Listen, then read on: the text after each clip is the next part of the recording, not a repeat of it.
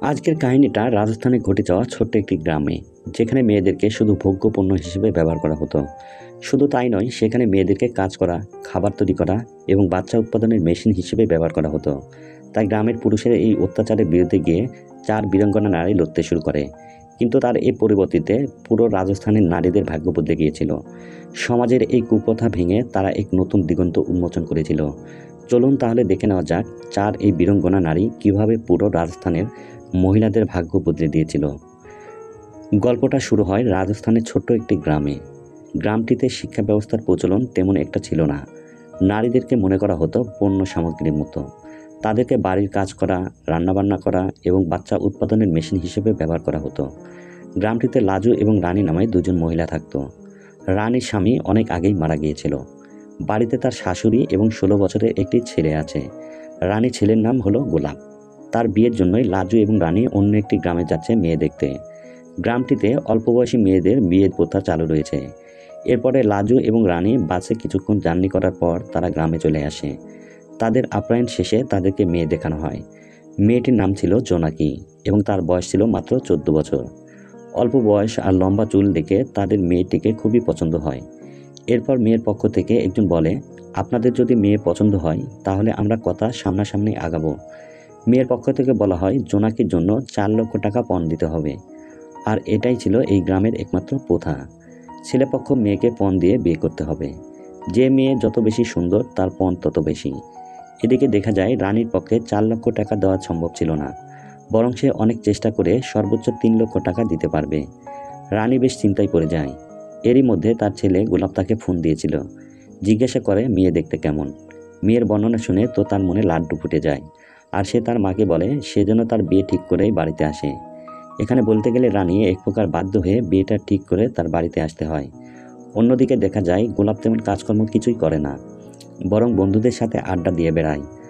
আর রানী মূলত এজন্যই গোলাপের বিয়ের ব্যবস্থা করে। রানী মনে করে বিয়ে করিয়ে দিলে হয়তো গোলাপ কাজকর্মে মনোযোগ দিবে। পরের দিকে আমরা দেখতে পাই তাদের গ্রামে একটি পঞ্চায়েত বসেছে। লক্ষ্মী নামের একটি মেয়ে তার পাশের গ্রামে বিয়ে হয়। বিয়ের পর স্বামীর বাড়িতে সে চলে গিয়েছিল। এরপর সে বিয়ের প্রথমবারের মতো তাদের বাড়িতে আসলে তার স্বামীর বাড়িতে আর যেতে চাইছিল না।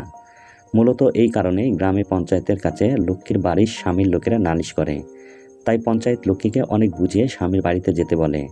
তাই তার বাবা মা লক্ষ্মীকে অনেক জোর করে স্বামীর বাড়িতে পাঠাতে চায়। কিন্তু কেউ একবার জানতে চায় না লক্ষ্মী কেন তার স্বামীর বাড়িতে যেতে চায় না। এরপর পঞ্চায়েত লক্ষ্মীর বাবা মাকে বলে লক্ষ্মীকে গাড়িতে উঠিয়ে দিতে।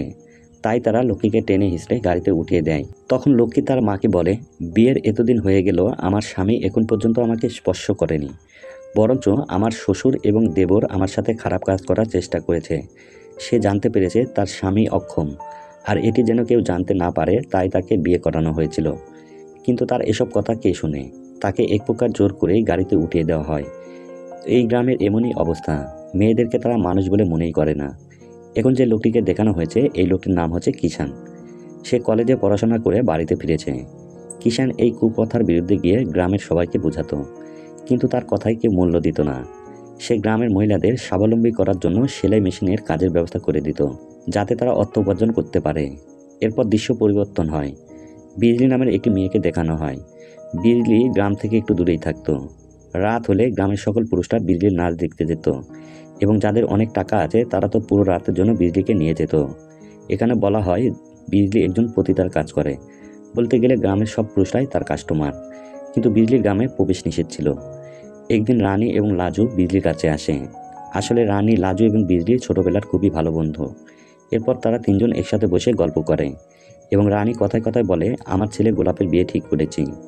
সে বিজলিকে আরও বলে গোলাপের বিয়েতে অবশ্যই বিজলিকে আসতে হবে।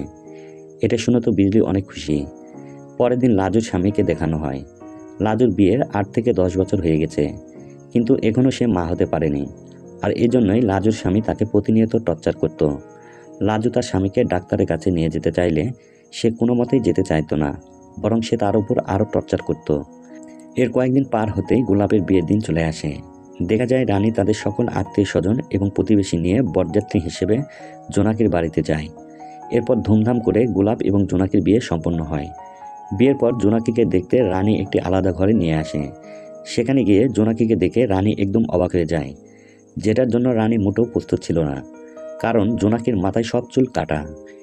এরপর জোনাকির মা জানায় জোনাকির মাথায় ইনফেকশন হওয়ার জন্য তার চুল কেটে ফেলতে হয়েছে। রানী তখন বলে, এজন্যই তো আমি মেয়েকে 4 লক্ষ টাকা দিয়েছি। আমার ছেলে তো জোনাকির মাথার চুলের কথা শুনেই পছন্দ করেছিল। এখন আমার ছেলেকে আমি কি বলবো? যাই হোক, কি আর করার, বিয়ে যখন হয়েছে বউকে তো নিয়ে যেতেই হবে।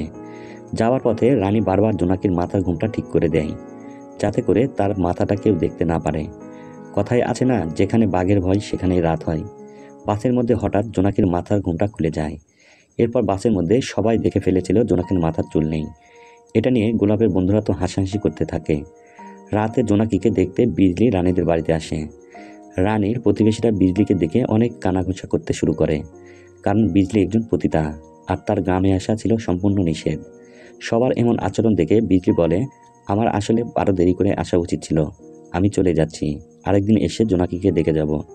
এরপর জোনাকিকে না দেখেই বিজলি সেখান থেকে চলে যায়। আর ওই দিন রাতে গোলাপেরও দাদি মারা যায়। তার শেষকৃত্যের কাজ শেষ করে গোলাপ বাড়ি থেকে পালিয়ে যায়।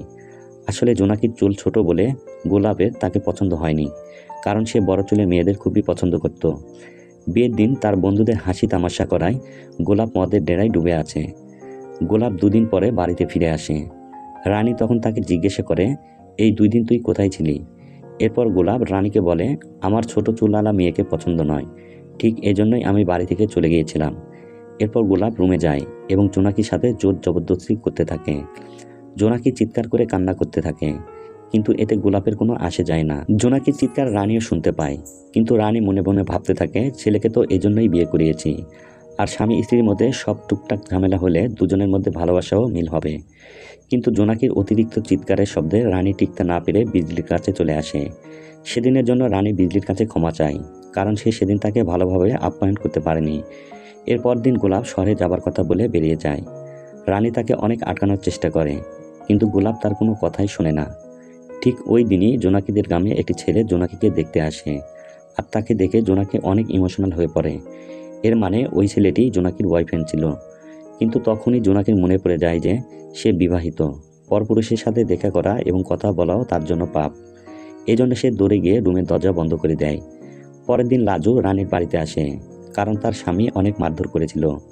এজন্য লাজু রানীর কাছে মলম লাগাতে আসে। রানী কাপড় সরিয়ে দেখে লাজুকে জানোয়ারটা প্রচণ্ড মেরেছে। এর পরের দিন রানী জানতে পারে গোলাপকে কেউ শহরে আটকে রেখেছে। আসলে গোলাপ যাদের কাছ থেকে টাকা ধার করেছিল তারাই তাদের টাকা সময় মতো পরিশোধ না করতে পারায় তাকে আটকে রেখেছে। এদিকে রানীর কাছেও কোনো টাকা ছিল না। রানী কোনো উপায় না পেয়ে কিষানের কাছ থেকে টাকা ধার চায়। এরপর কিষান তাকে টাকা দেয় এবং কিষানকে নিয়ে রানী শহরের উদ্দেশ্যে রওনা হয়। এরপর সেখানে গিয়ে জানতে পারে গোলাপ টাকা ধার নিয়ে তার খায়েশ মেটাতো পতিতালায় গিয়ে। এরপর রানী তাকে ছাড়িয়ে নিয়ে গ্রামে চলে আসে। কিছুদিন পর রানী, লাজু, বিজলি এবং জোনাকি ঘুরতে বের হয়। লাজু মন খারাপ করে বসেছিল। বিজলি এটা দেখে লাজুকে জিজ্ঞাসা করে, বলে কি হয়েছে? লাজু বলে, বিয়ের 10 বছর হয়ে গেল, কিন্তু আমি মা হতে পারলাম না, আর এজন্য আমার স্বামী আমাকে প্রতিনিয়ত মারধর করে। এরপর বিজলি লাজুকে বলে, তোমরা ডাক্তার দেখাচ্ছ না কেন?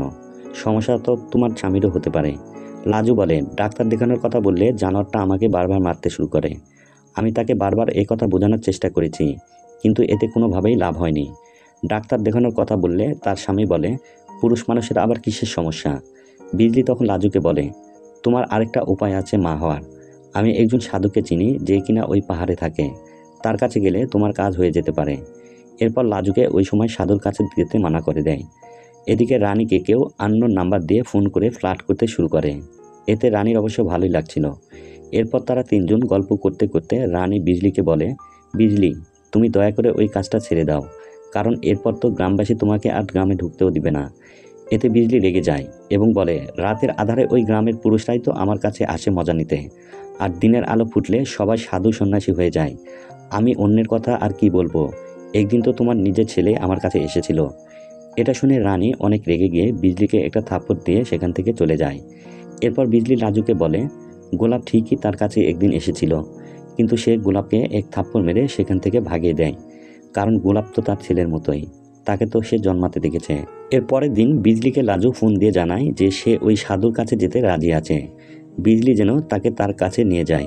এরপর বিজলি তাকে সন্ধ্যার দিকে আসতে বলে।